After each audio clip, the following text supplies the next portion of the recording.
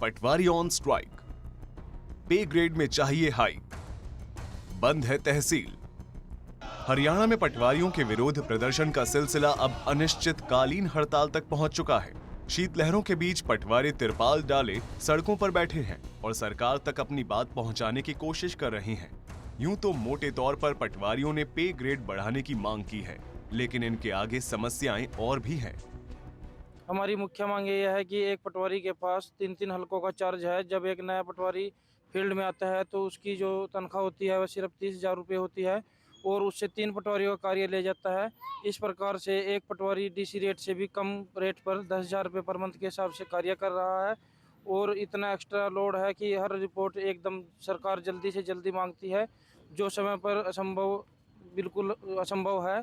और हमारी मुख्य मांग ये है कि सरकार ने हमारी क्वालिफिकेशन पहले कभी 10th हुआ करती थी, उससे बढ़ाकर स्नातक कर दी है और स्नातक पास और प्लस उसके बाद 1.5 साल का प्रशिक्षण होता है। उसके बाद भी हमारा जो मूल वेतनमान है वह सिर्फ अभी भी 25,500 दिया जाता है। कामकाज के स्तर में सुधार के लिए सरकार ने पटवारियों की शैक्षणिक योग्यता का स्तर तो बढ़ा दिया, लेकिन वेतन बढ़ाने का वादा अभी अधूरा है। हमारी मांग पे ग्रेड बारे है जो काफ़ी समय से लंबित है और हमें इस बारे भी कई बार सरकार को प्रार्थना भी की, सचाया भी, परंतु सरकार हमारी मांगे मानने को तैयार नहीं है और तब तक जब धरना जारी रहेगा जब तक हमारी मांग पूरी नहीं होगी। पटवारियों की ये नाराजगी इसलिए भी ज्यादा है क्योंकि उन्हें डिप्टी सीएम से मिले आश्वासन के बाद भी वेतन में बढ़ोतरी का सिर्फ इंतजार ही रहा। वहीं इस हड़ताल में अब पटवारियों को राजनीतिक लोगों का साथ भी मिलने लगा है। मुझे इस बात का दुख है कि सरकार 6-7 दिन से सारे हरियाणा में इस प्रकार के धरने प्रदर्शन हो रहे हैं और सरकार इस बारे में कोई सूझ इनसे अभी तक बात नहीं कर रही है। कल मुख्यमंत्री जी हमारे रहे पूर्व चौधरी भूपेंद्र सिंह हुड्डा जी, वो भी गए थे पटवारियों की मांग के बाद। तो इनकी मांगे जायज़ हैं और खट्टर साहब को सोचना चाहिए कि इस ठंड में ये लोग प्रदर्शन कर रहे हैं, धरने पर बैठे हैं, इनकी मांगे जायज़ हैं। पे ग्रेड की बात है, कोई बहुत बड़ी बात भी नहीं है। तो सरकार को तुरंत प्रभाव से इनकी मांगे माननी चाहिए और इनकी मांगों का निपटारा करना चाहिए और इन धरनों को समाप्त कराने में सरकार को कदम उठाने चाहिए। पटवारी और कानूनगो की अनिश्चितकाल हड़ताल से अब विभाग की मुश्किलें बढ़ने लगी हैं। जमीनों के इंतकाल, फर्द, सर्टिफिकेट, मेरी फसल मेरा ब्यौरा से संबंधित जैसे कई कामों के लिए तहसील पहुंचने वाले लोगों को खाली हाथ ही लौटना पड़ रहा है। हर दिन बढ़ती हड़ताल के साथ राजस्व विभाग को नुकसान उठाना पड़ रहा है। ऐसे में जरूरी है जल्द समाधान से रास्ता ढूंढा जाए। सूर्या समाचार ब्यूरो रिपोर्ट।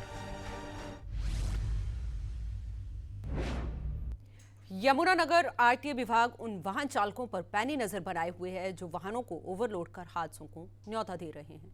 बीते 20 दिन में विभाग ने करीब 2 करोड़ 20 लाख का जुर्माना वसूल किया है।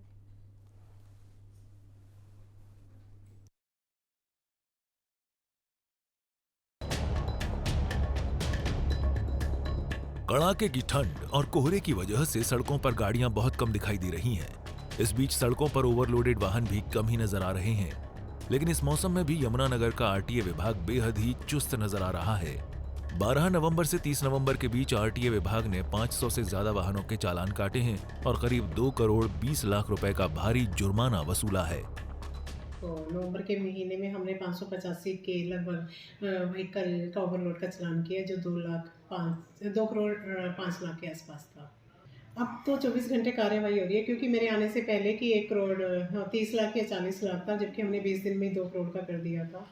तो इसकी जैसे चेकिंग हो रही है, इसकी वजह से कम भी हुए हैं, ओवरलोड कम हुए। सब अपने अंडरलोड चलें क्योंकि हमें भी अच्छा नहीं लगता कि हम के चालान करते हैं और ओवरलोड से और भी नुकसान होता है। सड़कों का तो होता है, जान माल का भी होता है और इस दिन के टाइम में तो वैसे भी ज़्यादा नुकसान होता है एक्सीडेंट्स का। आरटीए विभाग न सिर्फ चालान काटने पर जोर दे रहा है बल्कि समय समय पर वाहन चालकों को ओवरलोडिंग न करने की सलाह भी दे रहा है। विभाग वाहनों पर क्लस्टर टेप भी लगा रहा है ताकि धुंध के चलते हादसे भी न हो और लोगों को दूर से वाहन आसानी से दिखाई दे। हमने ऑलमोस्ट सभी व्हीकल्स पे जो हमारे सामने आ रहे थे रिफ्लेक्टर टेप हमने लगा दी है, और जो भी अभी मिल रहा है, जैसे पासिंग ग्राउंड में आज मैं वहाँ थी, जिस पे नहीं थी उस पे भी लगाई है आज। जितनी भी सड़कें, जैसे कि डी साहब ने पिछली मीटिंग में भी हमें कहा था कि सब पर वो वाइट पट्टी होनी चाहिए, कैट आइस लगनी चाहिए, जेब्रा क्रॉसिंग जैसे उन पे वाइट पेंट होना चाहिए ताकि कोई भी हादसा ना हो। यमुनानगर में ओवरलोड वाहन बाकी जिलों के मुकाबले सड़कों पर ज्यादा दिखाई देते हैं। उसकी सबसे बड़ी वजह यमुनानगर में लकड़ मंडी का होना है। दूसरा, माइनिंग के ट्रक यहां से अन्य जिलों या राज्यों में जाते हैं। तो तीसरी वजह यह है कि इन दिनों गन्ने का सीजन भी चल रहा है, जिसके चलते कई बार वाहन चालक थोड़े पैसे के लिए वाहन को ओवरलोड करते हैं, जो कई बार भारी भी पड़ जाता है। अब देखना होगा आरटीए की इस सख्ती का कितना असर वाहन चालकों पर होता है। सूर्या समाचार के लिए यमुनानगर से सुनील कुमार की रिपोर्ट।